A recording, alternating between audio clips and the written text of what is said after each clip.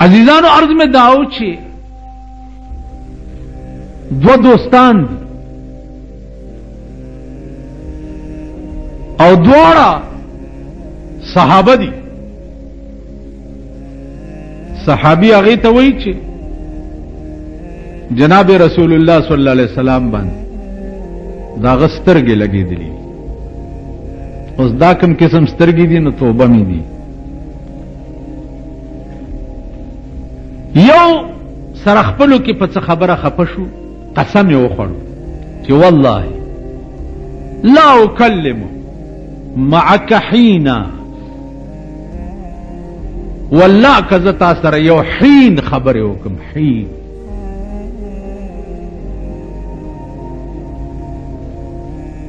چې دوه درې ورځې تېرې شوې سړی خپېمانه شو، خو ما دوست دی ته سره به زه څنګه خبرې نه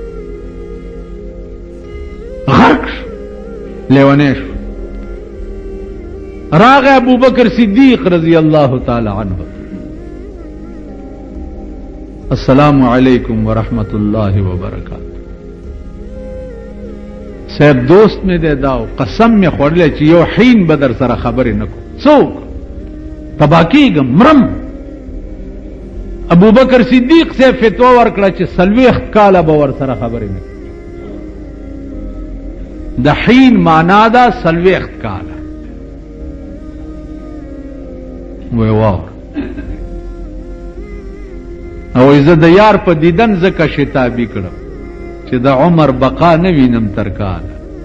الکه او به ګوره کنه وی تلوار زکه کوم چې کال پس وعده را کړی دا نو کاله پورې بجوند ایسو کی.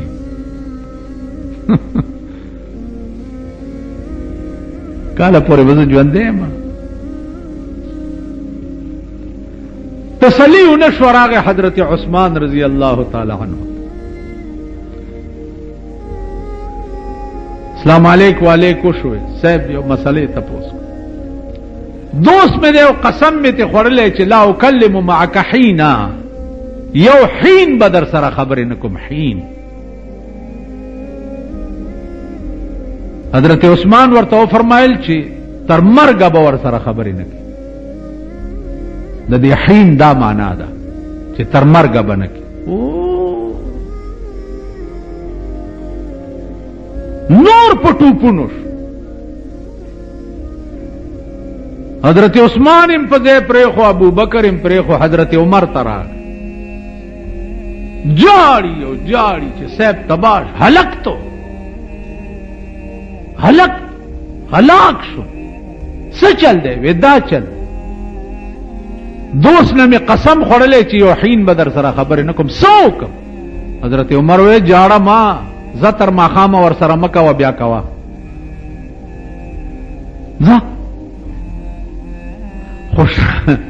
خوشحال شو ډیر. اړه خیالو کو چې تر ما خامم ډیر ډیر دی پیغمبر نه تاسو کا کدا غینم لګم مخ کی راغه جناب رسول اللہ صلی اللہ علیہ وسلم مجلس لگے دلے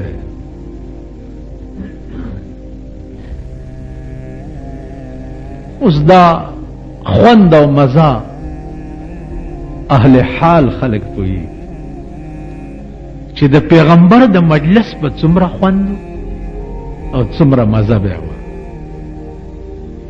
اوس شیخ سادی تیر شوه هغه وایي چې مجلسونه خو ډېري لکه زمونږ د زمانہ کې وګوره زه دکان کې ناستې مجلسي، تاسو اجره کې ناستې، څوک بیٹک کې ناستې، څوک کابلای کې ګرځي، څوک د شپې څه چې کوي هغه. شیخ سادی وایي چې یک زمانہ صحبت با اولیاء،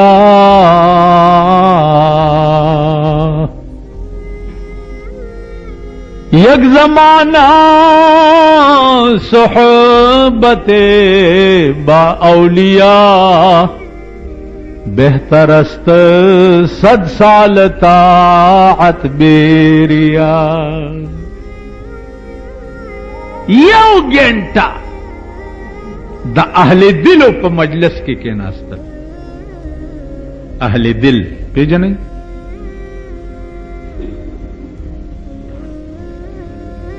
اهل دل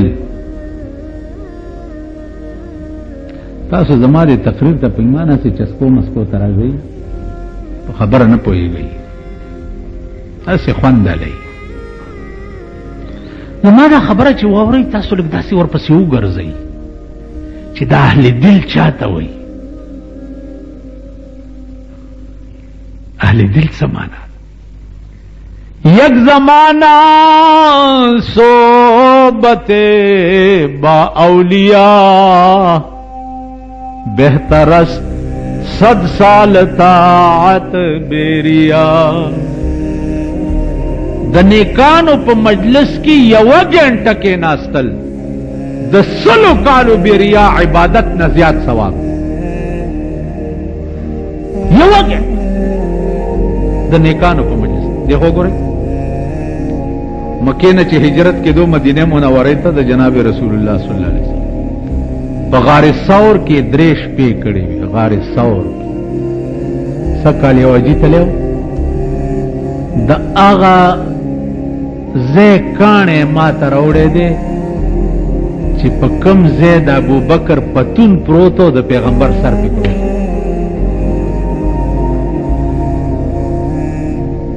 ابو بکر ور سره په غار ثور کې هغه داسې پتونی خو دلته پیغمبر په سریخه او آرام کو. په مدینه کې حضرت عمر او ابو بکر ته چې ابو بکر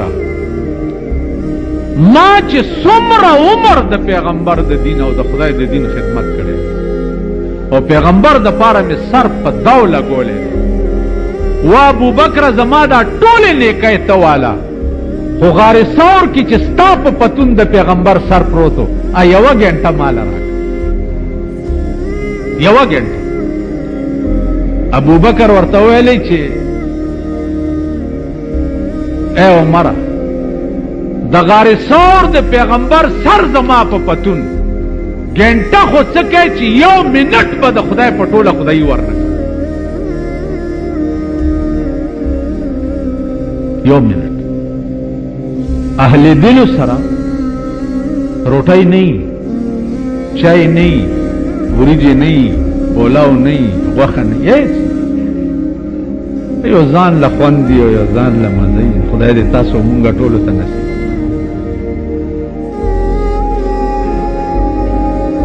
عزیزانو د پیغمبر مجلس لګیدل او دا سړی راغی جناب رسول الله صلی الله علیه وسلم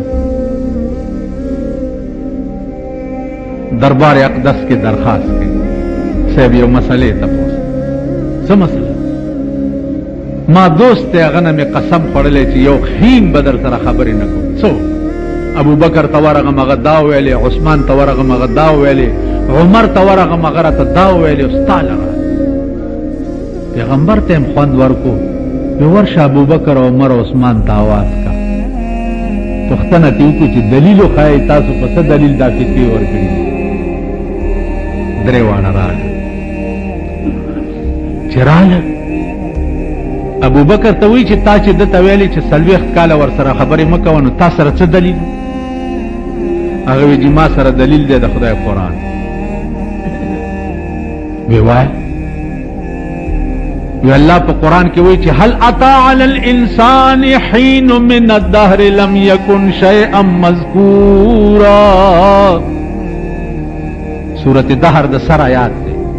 هل اتا علی الانسان حين من الدهر په انسان باندې یو حین د زمانه راغلی لم یکن شیء مذکورا چې هغه وخت کې هیڅ دی.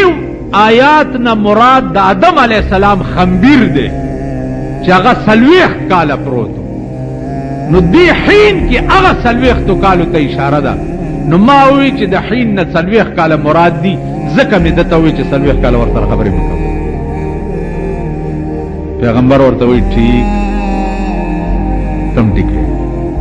حضرت عثمان ته وی چې تاسو سره څه دلیل چې ته ورته چې تر مرګ ور سره خبرې مکوه. هغه وی چې ما سره دلیلم د خدای قرآن. وای ورته ولکم فی الارض مستقر ومتاع الی حین.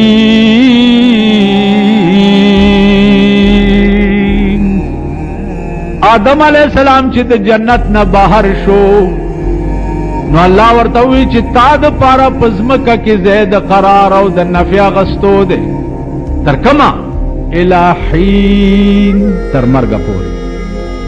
دلته د حین نه تر مرګ پورې وخت مراد ده. نو ما دی حین ته وکړه ځکه مې ورته وی چې تر مرګ ور سره خبرې مکو. سردار کونین ورته فرمایي چې تم ټیک وي. حضرت عمر ته وی چې تاسو سره څه دلیل و چې ته ورته چې تر مازیګر خبرې مکو په لاندو کې راته شو بیا کوا. ته وای هغه چې ما سره دلیل هم د خدای قرآن دی. ما سره دلیل دی. وای ورته وی چې فسبحان الله حين تمسون وحين تصبحون. فسبحان الله حين تمسون وحين تصبحون.